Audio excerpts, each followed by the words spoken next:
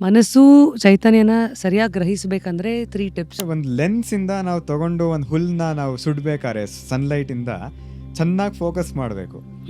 ಎಷ್ಟೊತ್ತು ಇಡ್ತೀರಿ ನೀವು ಆ ಲೆನ್ಸ್ನ ಸುಡೋಕ್ಕೆ ಅಂತ ಕೇಳಿದ್ರೆ ಎಷ್ಟು ಚೆನ್ನಾಗಿ ಫೋಕಸ್ ಮಾಡಬೇಕು ಅಂತ ಅದ್ರ ಮೇಲೆ ಹೋಗೋದು.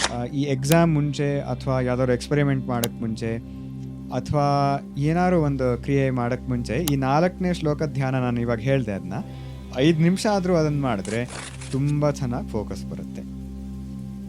ಇದು ಅದಕ್ಕೆ ಒಂದ್ಸತಿ ಹೇಳ್ಬೋದಾ ಫುಲ್? ಹಾಂ. ಸೊ ಮೊದಲಿಗೆ ನಾವು ಸುಮ್ಮನೆ ಕೂತ್ಕೊಂಡು ದೇಹದಲ್ಲಿ ಅವೇರ್ನೆಸ್ ತೊಗೊಂಡ್ಬಂದು ಆ ದೇಹದ ಚಲನೆ ಎಲ್ಲ ಯಾವ್ದ್ರಿಂದ ಆಗ್ತಿದೆ ಅಂತ ಅದರ ಬಗ್ಗೆ ಹೋಗಲಿ ಮನಸ್ಸು. ಉಸಿರಾಟ, ದೇಹದ ಸ್ಥಿತಿ ಎಲ್ಲ ಯಾವ ಶಕ್ತಿಯಿಂದ ಅದಾಗ್ತಿದೆ ಅದ್ರ ಬಗ್ಗೆ ಮನಸ್ಸು ಹೋಗಲಿ.